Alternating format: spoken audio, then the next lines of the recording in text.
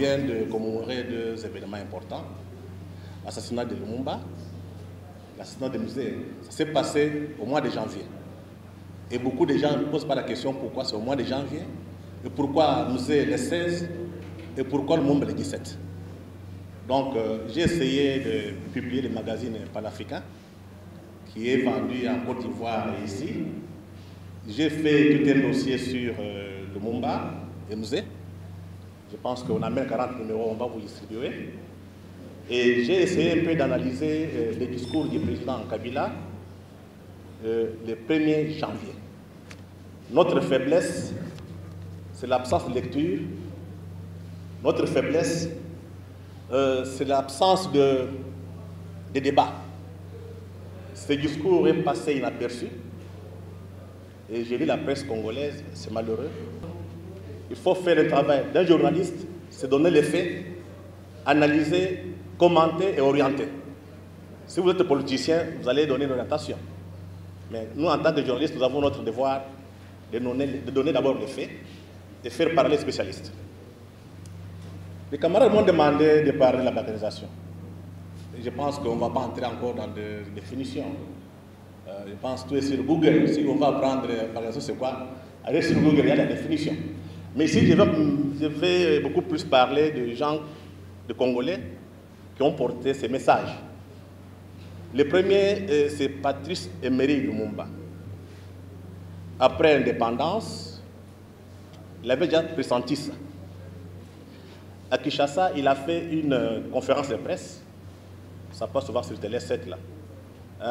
Le Congo risque de balkaniser, donc l'électement du Congo c'est demain. Il dit balkaniser, pas balkaniser. Donc il a dit par rapport à la situation qui s'est passée au Katanga, la situation katangaise, il présentait déjà ça. Il a dénoncé.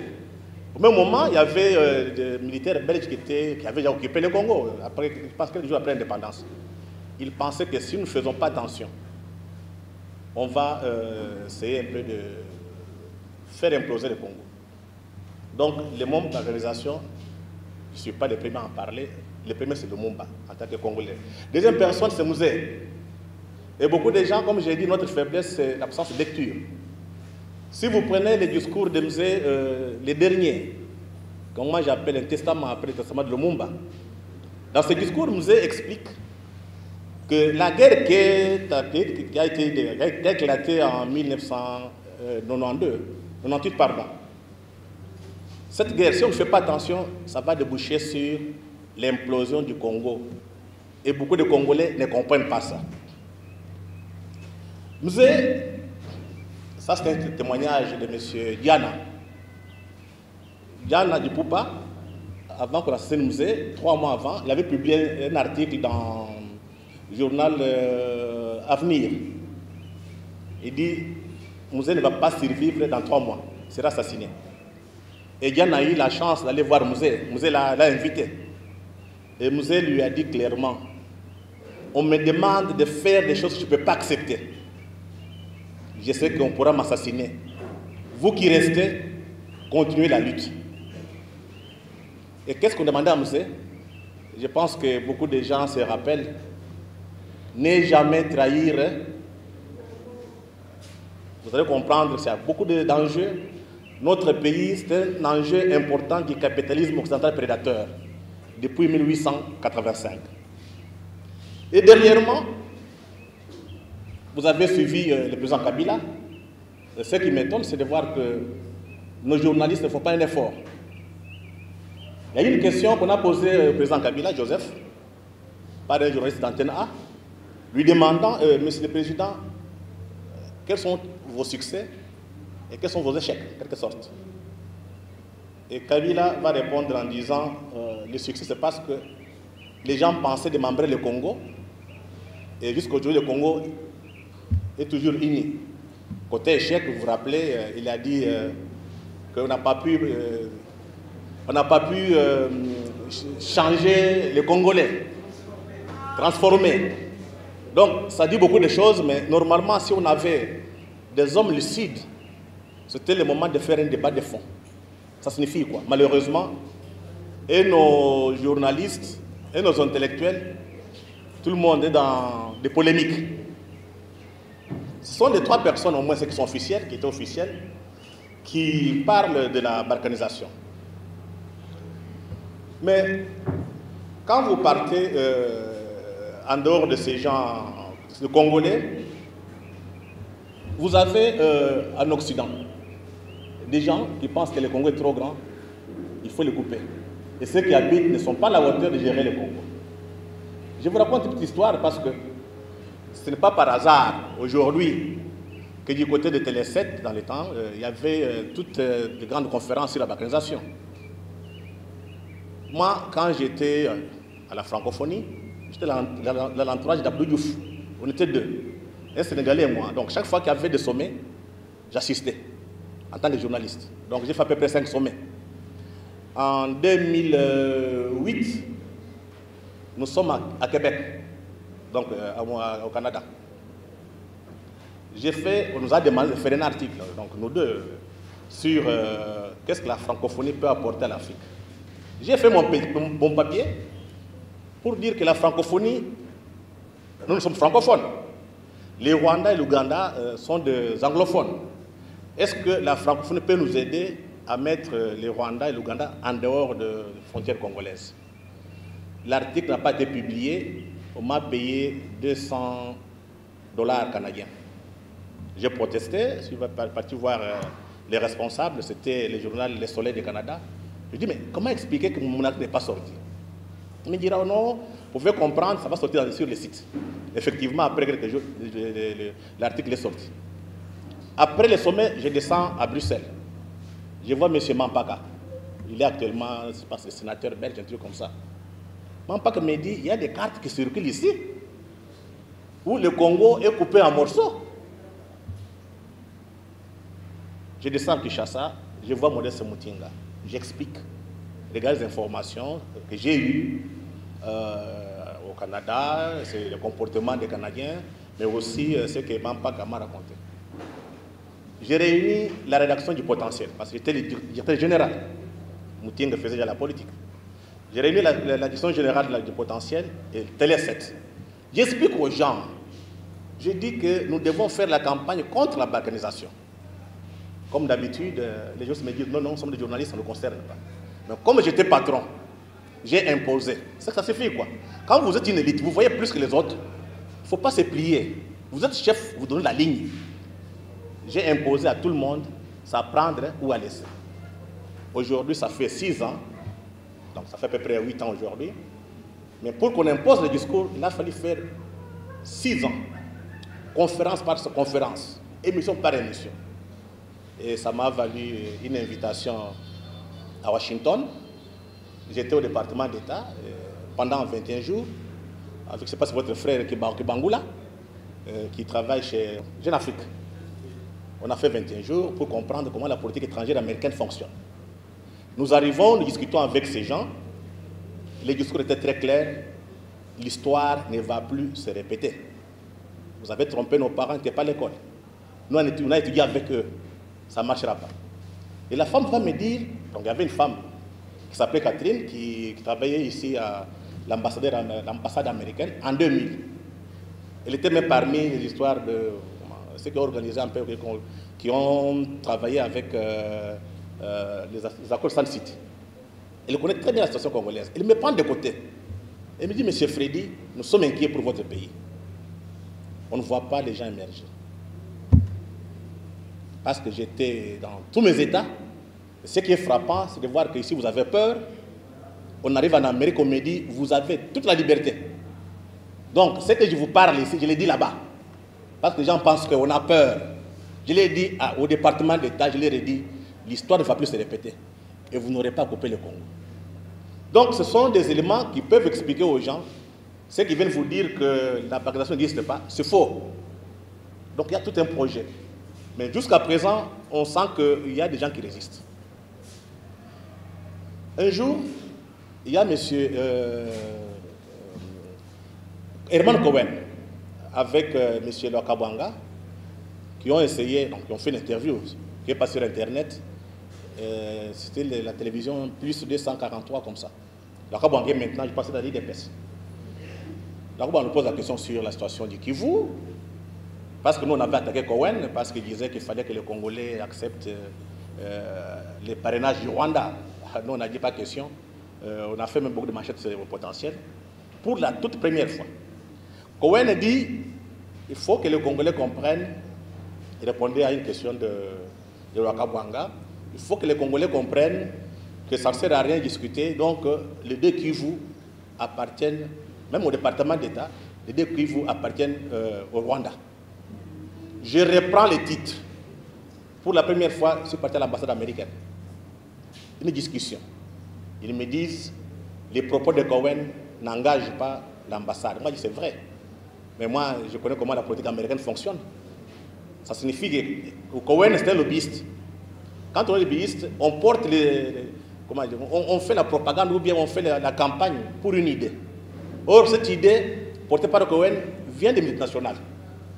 Et c'est les multinationales qui veulent contrôler le Congo est trop riche. Les Congolais ne sont même pas conscients. Nous pesons 24 000 milliards de dollars. Et pour les Occidentaux, surtout les Européens et les autres, nous ne méritons pas ces pays. C'est ça l'enjeu. Comme on est incapable, il faut les couper. Donc quand je vois les gens qui chassent en train de chanter, de danser, de boire, ça prouve qu'on n'est pas conscient des véritables enjeux. Cohen, c'est avec Sarkozy, ce sont des acteurs politiques. Mais ce qui est important ici, je pense qu'on a fait trop de campagnes contre la balkanisation. On ne va pas toutefois revenir sur la même chose. Comment s'en sortir? Première chose, c'est se ressourcer. Dans ces pays, on a eu des hommes et des femmes. Kimpavita, Kimbangu, Moulele, Mouzé Kabila. Ces gens ont sacrifié leur vie pour ces pays. Si Lumumba est mort, c'est parce qu'il ne voulait pas que ce pays soit divisé. Si Mouzé est mort, c'est parce que ce pays ne voulait pas que ce pays soit divisé. Et aujourd'hui, quand je vois les gens parler, je dis qu'ils n'ont pas l'essence de l'histoire. Ceux qui ont l'essence de l'histoire doivent se référer à tout moment à Lumumba, à ce discours, à tout moment à Mouzé, pour que l'histoire ne se répète pas. Deuxième élément, ça c'est créer une conscience préhistorique. Ce qui fait que quand on se retrouve ici, je pense que c'est déjà un progrès. Parce qu'actuellement, beaucoup de jeunes sont dans des bars en train de boire et de danser. Deuxième élément, concernant la solution. Vous savez, Lumumba, en 1960,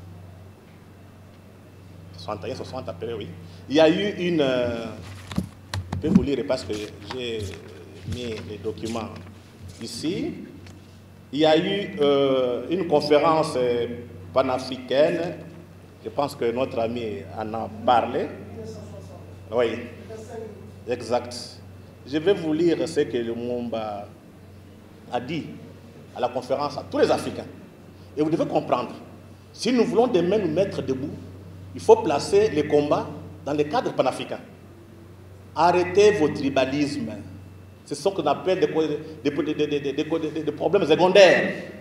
Ici, c'est la survie du Congo et la survie de l'Afrique pour éviter la nouvelle balkanisation. Lumumba dit ceci. Si le Congo meurt, toute l'Afrique bascule dans la nuit de la défaite et de la servitude. Et notre sort commun se joue pour le moment ici au Congo. C'est ici en effet que se joue un nouvel acte de l'émancipation et de la réhabilitation de l'Afrique. Et il y a un penseur, il est métis, mais c'est un Français de Guadeloupe, et Martiniquais, pardon, Franck Fanon. Je pense que Moutou aime toujours reprendre ça. Le Congo a la forme d'un, dont la gâchette se trouve. Ça signifie que nous avons un rêve, c'est faire le Congo grand et puissant pour que l'Afrique soit debout. J'ai fait presque le tour de l'Afrique. Quand on regarde un Congolais, on a un autre regard. C'est vrai, on parle de la musique. Mais quand on regarde un Congolais, on voit Lumumba. Mais quand vous venez à Kinshasa, on ne parle pas de Lumumba. Donc, les Occidentaux, en commençant par des Belges, avec la complicité des élites congolaises, intellectuelles et politiques, ont fait par tous les moyens pour que l'image de Lumumba ne puisse pas apparaître dans l'imaginaire collectif congolais. D'où le discours, si Lumumba n'avait pas fait le discours devant les rois, on ne serait pas là où nous sommes. Et qu'est-ce que Lumumba a fait? Mais sans Lumumba, je ne pense pas que nous serons là où nous sommes aujourd'hui. Lumumba a libéré l'imaginaire d'un peuple congolais, toute l'Afrique entière. C'est comme ça qu'il est valable. Donc, vous devez savoir, nous sommes dans un monde de rapports de force. Le monde est trop violent. Pour un peuple qui a connu l'esclavage, la traite négrière, la colonisation, et aujourd'hui nous sommes encore dominés. Donc il n'y a que des figures, des références, des repères. Mzee Kabila, Lumumba, Kimpavita et, comment dirais-je, Kimbangu, qui peuvent nous aider à prendre rendez-vous avec l'histoire, ce qui se passe ici. Parce que beaucoup de gens n'ont pas étudié l'histoire. Rappelez, c'est que moi, ceux qui sont plus vieux. En 1950, quand la BACO a publié les premiers manifestes, personne ne croyait qu'on serait indépendant. Il y avait encore des Noirs qui disaient les Blancs très forts, ça ne changera pas. Il y a des Belges qui pensaient que nous ne serons pas indépendants. Et les 30 juin, beaucoup ont fui. Le Congo est indépendant. Donc, s'il y a eu la première vague, j'appelle un peu l'indépendance, nous sommes dans la deuxième vague, la nouvelle indépendance du Congo. Pour ceux qui ont beaucoup lu Colette Brackman, il a publié un ouvrage vers la deuxième indépendance du Congo. Et je demande à beaucoup de gens de lire cette histoire. Parce que les gens pensaient qu'en tuant Lumumba, il n'y aurait pas un deuxième Lumumba. Nous est apparu. Surprise. On l'a assassiné. Ils pensaient qu'ils allaient mettre la main sur le Congo.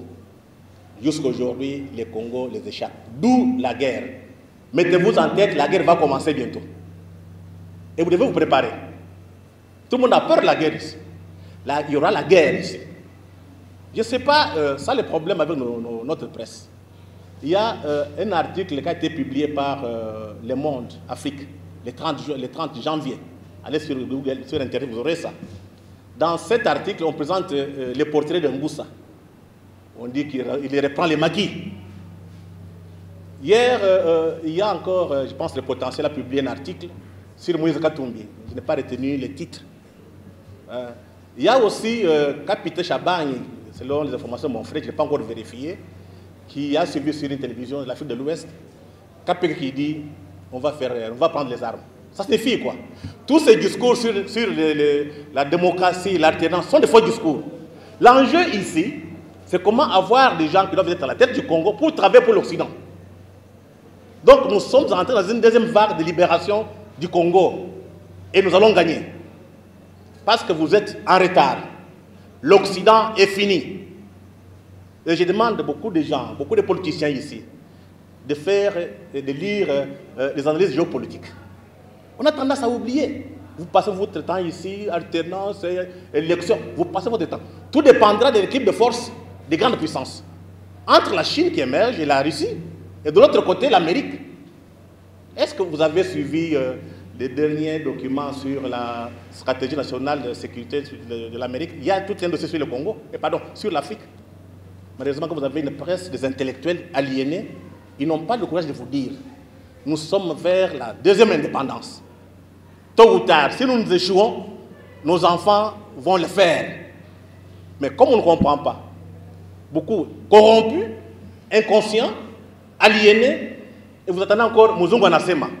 Ah, les Blancs a dit. Maintenant, ce n'est plus les Blancs, la communauté internationale a dit. Donc, vous devez faire un effort pour libérer l'imaginaire. Je pense que j'ai fait l'édito, on va vous distribuer ça dans ce journal, pour aller s'inspirer de la lutte de libération des Noirs américains. J'arrive à New York, je vois un Noir américain. Il vous dit, this is America. Un Noir. C'est ça l'Amérique. Et quand il vient en Afrique, vous êtes comme des enfants derrière les Blancs en train de pleurer. Ça signifie quoi? Les Noirs américains ont fait un travail de reconstruction de l'imaginaire. Ils ont eu des grands auteurs, Malcolm X, Martin Luther King, Du Bois. Et ces gens ont travaillé par rapport à leur humiliation. Ils étaient dans les plantations, humiliés, travaillaient gratuitement pour les Blancs. Ils ont reconstruit l'imaginaire de combat. Ils ont construit un rêve.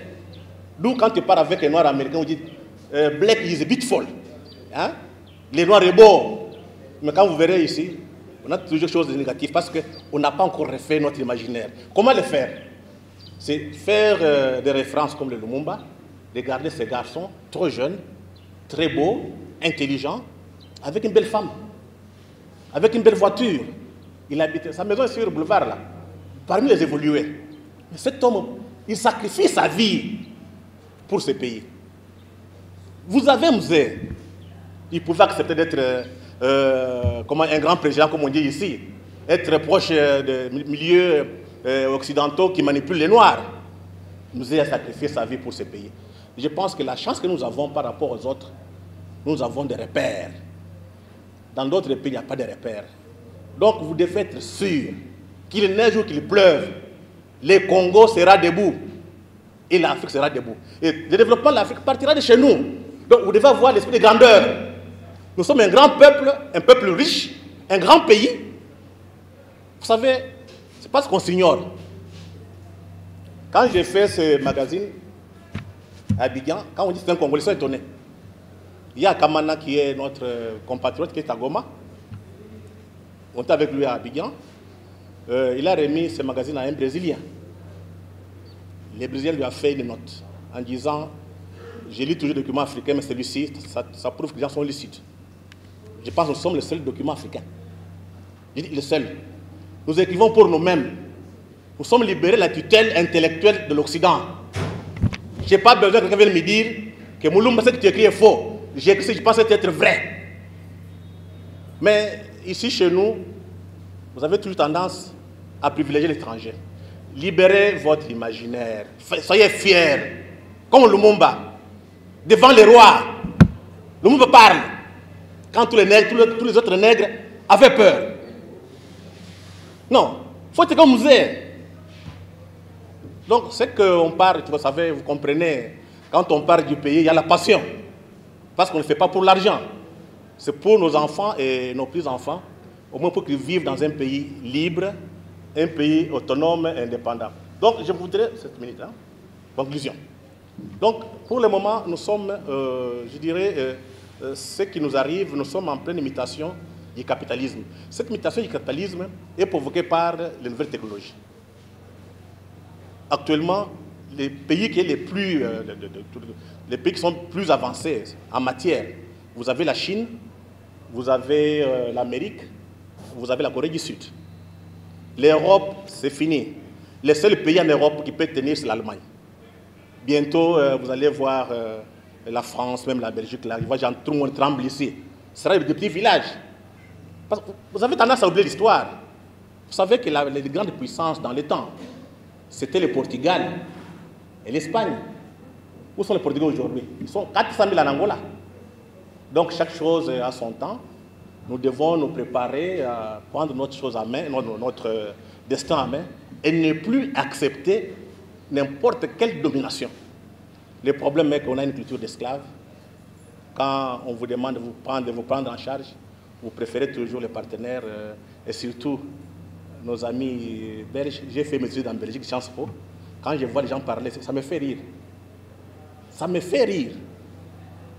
Tous ces petits Belges qui sont ici, là, c'est des gens de la rue, pour la plupart.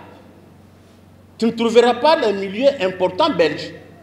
Ces personnes, on sait comment ils viennent chez les Noirs, là. Envoyer des médiocres. Mon professeur de Sciences Po, qui a dirigé mon mois de fin d'études, il a été ici en 1959. Il a fait un travail sur les partis politiques congolais. Mais moi, j'ai fait aussi mon travail de fin d'études sur les partis politiques zaïrois. Pourquoi on est parti du partisme vers un parti État. Ce qui m'a permis de travailler avec lui. Il me dit, mais viens à Kinshasa, à Leopoldville. Il voit le comportement des petits blancs, il ne comprend pas. Il me pose la question, mais Frédéric, comment vous pouvez accepter tous ces médiocres qui viennent chez vous, vous donnent des instructions? Ça, c'est la hauteur, c'est la qualité en Europe. Parce que quand tu es dans les milieux universitaires, c'est la vérité. Et quand tu es dans les milieux de moines, ceux qui connaissent les moines trappistes, ils sont à Bukavu, tout comme à Kassanza, au Bandundu, c'est la rigueur, le travail. Il n'y a pas flatté. Donc, tous ces petits que vous voyez ici, ces petits Belges-là, vous devez vous armer pour se battre. Tout est question de rapport de force. Et pour ça, il faut d'abord, sur le plan intellectuel, vous libérer et travailler. Nous, on ne travaille pas. Je vois que tout le monde veut devenir docteur, professeur. On peut avoir beaucoup de professeurs docteurs et puis ne marche pas. Ça signifie que notre système éducatif ne produit pas des intellectuels. Donc le travail à faire, c'est apprendre. Apprendre beaucoup, travailler beaucoup Quand vous avez des connaissances, vous avez le pouvoir. Malheureusement, on tient beaucoup plus au grade qui parle avec quelqu'un. Je suis professeur, je suis docteur. Non, ça c'est ce qu'on appelle les arguments d'autorité. Tu es professeur, qu'est-ce que tu as fait? Quelqu'un qui se dit professeur en économie n'a pas de souliers. Or, les sciences économiques, ce sont les sciences qui apprennent les gens comment gérer et comment faire l'argent. Comment toi, économiste, tu es pieds nus? Il y a un problème. Donc, je pense que nous avons une chance unique dans l'histoire. C'est libérer notre pays. Nous sommes entrés dans la deuxième phase de combat pour l'indépendance. Nous allons gagner. Le Congo sera debout et l'Afrique sera debout. Je vous remercie.